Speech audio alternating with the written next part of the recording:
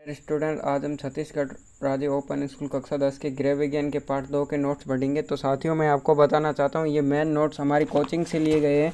अगर आपको परीक्षा में अच्छे अंकों से पास होना है तो इस नोट्स को ध्यान से पढ़िएगा। तो इसमें पहला प्रश्न पूछा गया है, प्रश्न 1 है, भोजन को स्वस्थ जीवन में क्या महत्व है? तो इसका उत्तर है, भोजन का स्वस्थ जीवन में निम्नलिखित महत्व है। पहला कारण इसमें पूछा गया है, भोजन हमें कार्य करने के लिए ऊर्जा प्रदान करता है। दूसरा है, भोजन रोगों से लड़ने के लिए शक्ति प्रदान करता है। और तीसरा है, भोजन हमारी भूख को लुप्त करता है। दूसरा प्रश्न पूछा गया है, पोषक तत्व किसे कहते हैं? तो इसका उत्तर है, जिस भोजन का हम सेवन करते हैं उसमें अनेक रासायनिक तत्व होते हैं। इन रासायनिक तत्वों को पोषक तत्व कहते हैं।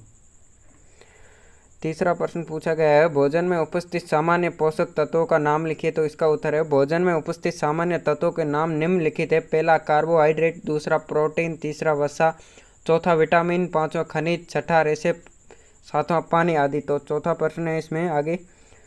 चौथा प्रश्न में पूछा गया है, प्रोटीन के 2 कार्य लिखिए। तो इसका उत्तर है, प्रोटीन के निम्नलिखित 2 कार्य हैं। पहला है, घावों को भरने की सहायता करता है। प्रोटीन के 2 कार्य, एक पहला है जिसमें घावों को भरने की सहायता करता है और दूसरा है शरीर में नए ऊतकों के निर्माण के लिए आवश्यक है।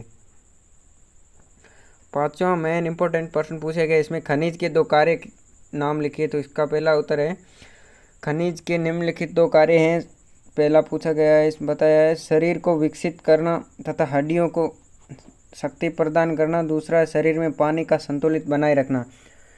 छठा प्रश्न इसमें पूछा गया है, विटामिनों को घुलनशीलता के आधार पर कितने भागों में बांटा गया है? तो इसका उत्तर है, विटामिन की घुलनशीलता के आधार पर 2 भागों में बांटा गया है। पहला है, वसा में लघुनिशील विटामिन ए, डी, ई तथा के। ये ध्यान से पढ़िएगा दोस्तों, ए, डी, ई तथा के। दूसरा है, जल में घुलनशील विटामिन बी और सी।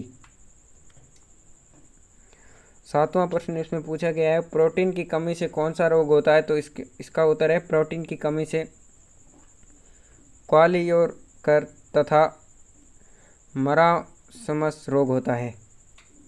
आठवां प्रश्न इसमें पूछा गया है, एनीमिया किसकी कमी से होता है? तो इसका उत्तर है, एनीमिया लौह तत्व की कमी से होता है। तो चलिएगा दोस्तों, आज की वीडियो में इतना ही। मिलते हैं अगली वीडियो में, तब तक के लिए जय हिंद, जय भारत।